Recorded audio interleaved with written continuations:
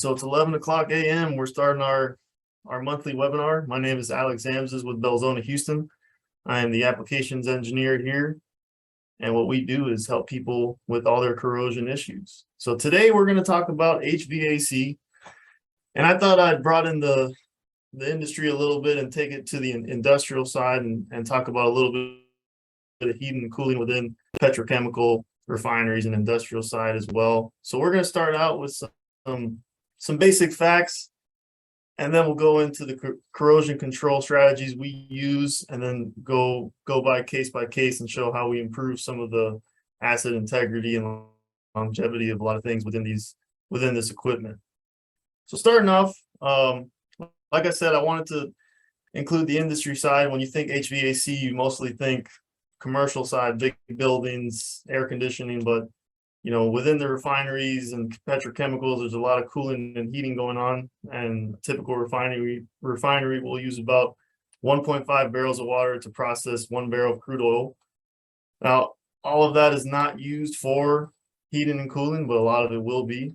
Also, the US DOE estimates that over 45% of all fuel burned goes to raise steam. Once again, steam is used in different areas such as heating and cooling and running turbines and other things, but a lot of it is for heating. Going to the commercial side, about 40% of the energy used in commercial buildings for the HVAC equipment. So in the end, all HVAC heating and cooling is going to be required to have proper function and everything running smooth. So looking at the industry side, or what I want to cover is cooling water. And that can be storage, treatment, distribution, and heat exchange goes in. And then we also have the heating side. So your boiler feed water, storage, treatment, distribution, eventually turning into steam generation, distribution, and heat exchange. And we also have some process fluid heat exchange between process fluids. And of course, you got some refrigeration. You see that a lot in the food and beverage industry, and also within chemical plants where you need to go to cooler temperatures than normal. On the commercial side, HVAC, you're looking at here this picture of a cooling water facility within a large building. So we're going to talk a lot about cooling water, storage and treatment, heat exchangers, boiler feed water once again for your heating, and then we'll go into a little bit of air handling units and rooftop units and other areas as well. So we're going to jump right in. We're going to jump into some case histories. And as I go through them, I'll talk about some of the problems you see. So starting with storage, you always got to store everything. Right here, we're looking at a boiler feed water tank suffering from CUI. So you're thinking HVAC, corrosion's a big issue. You got fouling and corrosion, mainly on the internals, but you don't want to forget about the externals. So here, they had to have this tank insulated to keep the temperature up. Obviously, that led to some CUI and some susceptible areas such as nozzles, tank chimes, and other areas. So we're actually able to fix this using an ASME engineered composite, and it's also an API 653 approved repair. So we came in during their outage and repaired all these corrosion areas, which could eventually have led to a through-wall defect and loss in containment and loss of storage for their boiler feed water. Going to the commercial side, this was at a university, condensate holding tank, and it was in service for quite a while, and they had some major corrosion issues to the point where they decided to go with a new tank. However, this time, to increase the longevity of their tank, they coated it off the bat. So now we're isolating this tank from the condensate, preventing the corrosion, and thereby extending the lifetime of their asset. So where they replaced this tank after 20 years, now you have a 20-year coating. So after 20 years, you can come in and do the touch-ups, and you've preserved your tank. So quite a good investment for them. Moving on to the cooling tower. So you've stored your water, and now you have to cool it in the cooling towers. And in the cooling towers, you have your general corrosion at times. And we have protective liners. So what you're looking at here is a cooling tower, galvanized, that was still dealing with general corrosion. So it was reaching the end of its lifetime, and their options were, do we buy a new cooling tower? Do we upgrade to stainless steel? Or do we coat it? What's the most cost effective? And most of the times it's going to be coating it. You don't have to take out your cooling tower, install a new one. Everything's done in place. It's done fairly fast compared to installation of a new cooling tower. And what you're getting is a fully corrosion resistant liner. So you're extending the life of your asset. Also, a lot what we see, one of the problems with cooling water is your fouling and your corrosion. So a lot of times acid is injected to reduce the fouling. And we see this quite a bit where you're injecting sulfuric acid in one localized area and it eats up the concrete or corrodes the steel. So a lot of times we can put a acid resistant coating in that injection spot and reduce some of those issues. And I know these pictures aren't too clear, but I've seen some concrete where you're down to the aggregate and then very close to losing seal. Another thing we see with cooling towers is the joints leaking, seams leaking. So this is a repair we can make online. We can stop leaks live and then seal them off later. So what you're looking at here is we sealed off all the joints of the cooling tower and prevented it from leaking. And once again, all this is just to extend the lifetime of your asset. Pumps. So we definitely need to distribute all the cooling water from place to place, and usually this is accomplished with pumps. In general, you're going to have erosion, corrosion within the pump body and impeller, and we have coatings that can actually be coated. You can coat anything that's immersed in the water. And one of the big things is we're going to increase the efficiency, which is one of the biggest issues you're going to have with pumps over time is they're not going to run on that curve where you want it to be due to corrosion and buildup. And these coatings will actually increase the efficiency. So in multiple ways. One, their surface is very smooth, so they decrease the friction. Two, you're preventing corrosion buildup and scale buildup within your pumps. So you're increasing your efficiency. And we've seen efficiency gains of about 9 to 20%, depending on, a new pump, you might get like a 7 to 9% raise in efficiency. And for an old pump, you can get, 15 to 20% increase in efficiency. And then also, besides just coating the internals, which is a well-known thing with Belzona, one thing we can also do is you might have some pitted surfaces that create a loss in efficiency, loss in seal, mechanical seal areas, bearing housings. Right here, what you're looking at is a rebuild of the wear ring seats with Belzona. So where you might need to use a weld overlay or send it to a machine shop and do extensive repairs, we can actually use our paste grade metal rebuild products to rebuild any surfaces that have been pitted. We do a lot of pump plates and different areas where you can use these. They can be machined down or sanded down later or formed in place. So shaft rebuilds, other things like that. We do quite a bit. And then once you're pumping your fluid, it's running through your pipes. There's a lot of issues that can take place. We're looking at a pipe here, a buried pipeline that transporting cooling water, critical to the facility. They could not shut it down. So we came in with a live leak solution to stop the leak, and then a composite, ASME engineered composite to give it a full repair, by code. So we see this quite a bit. My next slide, you'll see what it looks like, not buried, but you're transporting the fluid. It's corrosive on the inside. It might be an aggressive environment on the outside, such as a buried line, or maybe you're right by a cooling tower and you have a lot of cooling tower drift landing on your pipe, which is what you're looking at on the left here. So we see this quite a bit. Equipment by your cooling tower is suffering from localized corrosion from the drift falling on it. You might see some pitting, some scale buildup, and then eventually a through wall defect. So there's plenty of ways we can stop it. If it already occurred and you have a through wall, we can come in and stop the leak live and repair it. If you happen to catch it before then, it's a little bit easier of an application. We can come in, clean off the corrosion, do our surface prep, and apply a corrosion resistant liner to protect it from further degradation. On the right side, instead of repairing the piping from the outside, this was a cooling water strainer that was suffering from a lot of corrosion on the inside. We can also coat pipe on the inside and prevent it from corroding internally. So that's a really good way to extend your asset.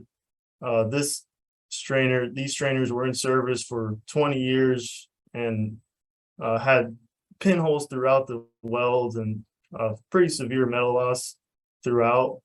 As you can see, they're big pieces of equipment. Going to cost a lot to replace them, but they're still in working condition. They just needed a couple repairs to the welds and then a liner to protect them from further corrosion. So now going into, when you say HVAC, what you're thinking with Belzona is going to be heat exchangers. It's going to be tube sheets and channel heads. So this is really what comes to my mind when I think about anything in the heat exchanger world, HVAC world. I think tube sheets and channel heads. So what you're going to see here is a lot of general erosion, corrosion, especially on the channel head and tube sheet. At the tube sheet, of course, you're going to have the bimetallic corrosion at the interface between the tube sheet and the tubes. And this leads to pitting, loss of efficiency at times, and also just degradation of your equipment. And these are not things that are easily fabricated or cheap to fabricate. Also takes long lead times to get them fabricated. So the best thing is to build them right and then protect them for longevity. So that's what we do. As you can see, this is a good picture of how it was and what it could be. So this is at a university where they're cooling, producing cooling water for their AC to keep all the students cool. And what happens over time, of course, is you have corrosion buildup, you have fouling buildup. And what we can do is, you're still going to have to use your chemistry to reduce fouling and all that. But what we can do is just eliminate your corrosion issues. And that's what we do with a lot of these tube sheets and channel heads. We totally flush out the tube sheet, reduce, prevent any bimetallic corrosion, isolate your tube sheet, and put a system that's going to give you a 10-year run. After that 10 years, a couple touch-ups here and there, and you can keep it running. So as you can see, we can do different geometries. We can do different types of channel heads, tube sheets, especially for cooling water. We have a lot of different coatings that will work and give you the longevity you need. And we have the team that can install them the correct way as well. So one thing that's also sometimes a small repair can result in a lot of savings in cost. And what I see a lot with heat exchangers is you have the corrosion, but you also have the pitting, and sometimes your gaskets lose your seal, your baffle gasket is pitted and it loses its seal and you get cross-contamination. A lot of times with the bimetallic corrosion at the tube sheets, your tube sheets end up leaking at the tube sheet interface. So what you're looking at on the left is exactly what that problem was. They had leakage at the tube sheet tube interface, small job, but it created a lot of efficiency enhancements. So we were able to seal off that interface, take away that corrosion issue, and also seal it so that it wouldn't leak anymore. The picture in the middle, this is a brine heat exchanger, and they had steam running through the shell, brine running through the tubes, and the steam was leaking through the interface and getting into their brine and reducing their concentration of brine, which was critical for their chlorine production. And what we were able to do was go in there and seal the leaking tubes, and apparently it created a savings of about $1 million every 5 months of production with just a small repair of the tubes, because they were contaminating their brine and reducing the concentration, which was critical to their operation. And like I said too, our paste grade materials, which can be used for metal rebuild, a lot of times these gaskets, you might lose your seal on a heat exchanger if the outer gasket is pitted.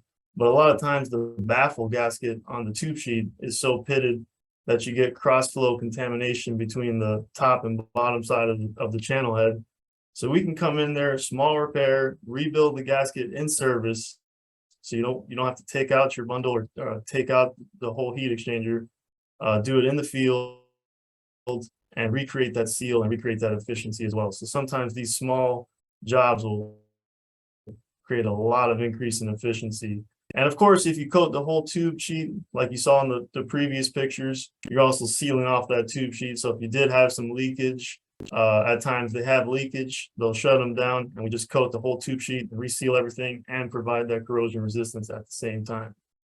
So this is definitely, this picture right here is when you think Belzona HVAC, this is where my head goes to and where most people's probably goes to as well.